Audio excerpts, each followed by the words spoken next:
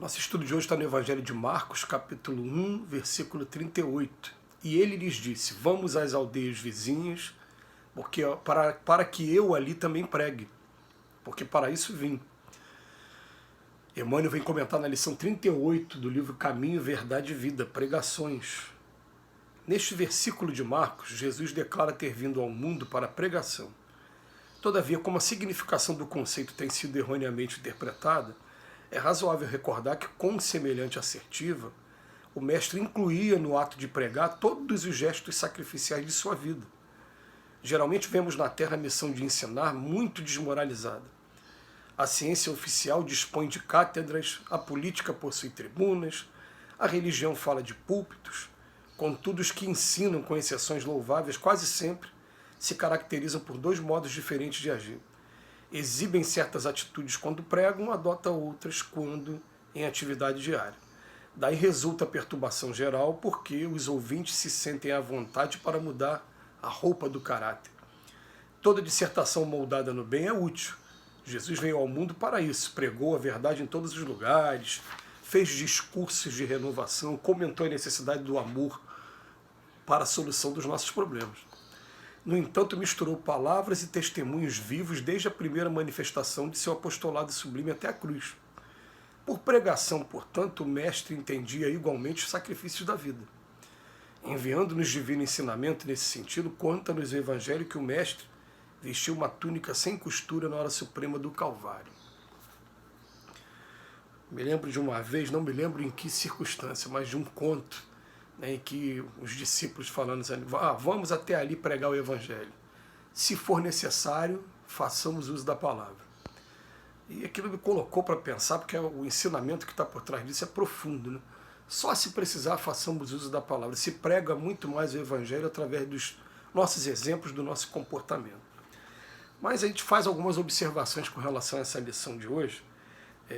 O Emmanuel ele faz questão de dizer o seguinte, ele fala que contudo, os que ensinam, com exceções louváveis, ele está querendo dizer o seguinte, que a grande regra é que os que ensinam aqui sempre se caracterizam por dois modos diferentes. Exigem uma atitude quando pregam, mas depois fazem outra coisa. Por que ele está falando isso? Ele está falando de exceções louváveis. Porque a Terra não é um lugar de perfeição e nós que estamos aqui não somos espíritos perfeitos. E ainda mais, nem vamos sair daqui perfeitos. A gente tem que buscar entender o que a vida tem para ensinar a gente e buscar obter êxito nas provas que a gente está passando. Mas perfeição é coisa lá para frente ainda. Então é natural que todos nós, quando a gente começa a descobrir o estudo do Evangelho, a gente sinta essa vontade também de propagar essas informações, e o Emmanuel vem trabalhar como aquela pessoa que vem nos estimular falando, a partir do momento que você assumiu esse compromisso, você está sentindo seu coração bater para isso, você vai ter que ter um cuidado muito maior com as suas atitudes, porque o que acontece, a gente fala uma coisa e daqui a pouco faz outra, das duas uma.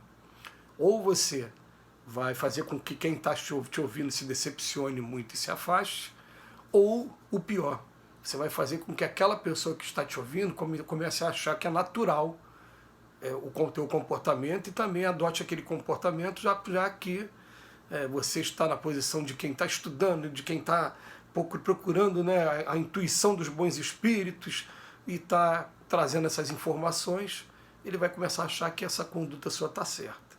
Então, não é para a gente pegar essa lição de hoje e falar assim, então eu não estou preparado para esse tipo de coisa. Já aconteceu até comigo, sim.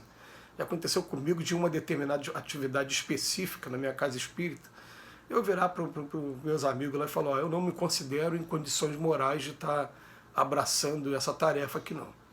Mas foi uma tarefa específica e eu até depois me fiquei penalizando por isso, porque eu fiquei pensando, a partir do momento que eu fiz essa assertiva, eu me condenei a não participar daquele trabalho. Eu já demonstrei um desânimo desde o início, o que não deveria ser a conduta mais correta. Mas a gente, a partir de agora, começar a pensar assim, né? O Emmanuel traz a informação mais poderosa na minha vida, né? Em uma das lições, quando ele fala assim, jamais nos escoremos em nossa imperfeição para fugir do trabalho que a gente tem para fazer.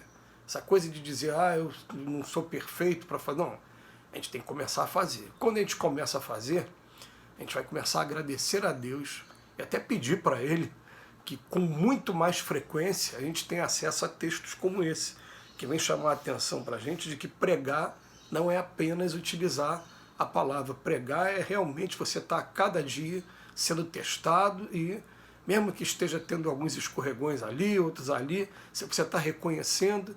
Uma vez eu cheguei perto de um grande amigo, falei, meu Deus, eu errei de novo. Ele falou, que bom que você está reconhecendo, que até um tempo atrás você errava e nem reconhecia, continuava fazendo, agora não, já está te incomodando o erro. Então já é um processo que já iniciou, já está no meio do caminho, daqui a pouco ele vai parar de te incomodar, porque você vai parar de errar mesmo. E erra naquele ponto, mas tem outros pontos para acertar. Quem está aqui nessa vida, nesse mundo, não chegou aqui perfeito também, não vai sair daqui na perfeição. Vamos colocar isso na cabeça. Então ele vem falar para a gente, toda dissertação moldada no bem é útil. Claro que é útil. E muitas das vezes nós somos utilizados como instrumentos para isso. Então é mais natural, por exemplo, vou fazer uma palestra num determinado lugar. Quando eu chego, fecho meus olhos e falo, Senhor Jesus, me ajuda para que nesse momento eu não fale aquilo que eu quero, mas eu fale aquilo que seja necessário. E eu percebo isso como laboratório mesmo, que se você for fazer o mesmo tema, mesma coisa, em 3 lugares diferentes, mas tendo esse pedido, vai sair 3 palestras completamente diferentes. Porque as necessidades das pessoas e dos lugares são diferentes umas das outras. Né? E aí daqui a pouco chega a pessoa falando para a gente assim, poxa, mas o que você falou, eu estava precisando muito ouvir aquilo. Então a dissertação moldada no bem, ela é útil. Ele fez discursos, Jesus pregou a verdade em todos os lugares, tudo bem. Né? Mas no entanto ele misturou palavras e testemunhos vivos. Então o que acontece? A gente tem que lembrar também, eu lembro isso a vocês, que quando a gente fala, esse ouvido é o que está mais perto da boca, é o primeiro que está aprendendo. Isso aí, a gente já ouve vários palestrantes falar sobre isso. É o primeiro, é o que está mais perto aqui. E muitas das vezes, os espíritos vão utilizar a nossa própria oratória para dar aquele puxão de orelha na gente mesmo. Muitas das vezes, de repente, sem a gente perceber, a gente começa, através da intuição, a desenvolver uma ideia e, de repente, fala daquilo que eu errei na véspera, são os espíritos dando aquela chamada, aproveitando a gente mesmo. De maneira que hoje também, dentro do tema, eu vou fazer uma afirmativa aqui que, para mim, não tem exceção. Uma vez eu ouvi uma amiga falar assim, não me chama para falar de determinado tema não, porque eu não estou preparado para falar sobre esse tema. Eu falei para ela, vem cá, você só vai falar sobre o tema que você está preparada? Mas será que o pai não está querendo que você comece a falar sobre esse tema para que você desperte, estude esse tema e daqui a pouco você comece a trazer para a sua vida também? Ele começa a te incomodar até o ponto de te tirar da zona de conforto e botar você para trabalhar também? Então a assertiva que eu vou falar aqui, não fujam dos temas achando que vocês não têm condição de falar daquele tema. Estão sendo convidados para falar sobre aquilo, estudem aquilo, se aprofundem naquilo no máximo que vocês puderem. E tem até uma coisa que é uma regra dos palestrantes também, né? Normalmente, perceba uma coisa, o palestrante, quem está lá na tribuna, normalmente ele não fala daquilo que já é conquista dele. Porque o que é conquista do ser humano, o ser humano já deixa agora, isso aqui eu já tenho, eu quero coisas novas. Então, normalmente, ele está falando ali das dores dele mesmo, das dificuldades que ele tem também. Né? E às vezes a pessoa fica, olha que sabedoria. Não, então você vai ver um palestrante falar muito sobre depressão.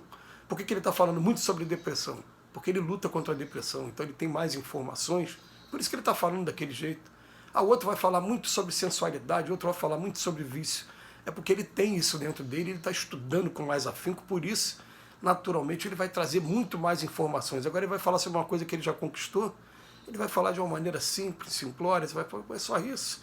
É porque ele não dá atenção àquele tema. Então a gente não tem que ter essa coisa, a gente tem que falar mesmo, mas o tempo todo pedir a Deus que textos como esse cheguem para a gente. No tanto misturou palavras e testemunhos vivos, e no dia do sacrifício, a única coisa que ele vestia era uma túnica sem costura. Que Jesus nos abençoe hoje e sempre. Te agradece, Emmanuel, mais uma vez, por suas reflexões.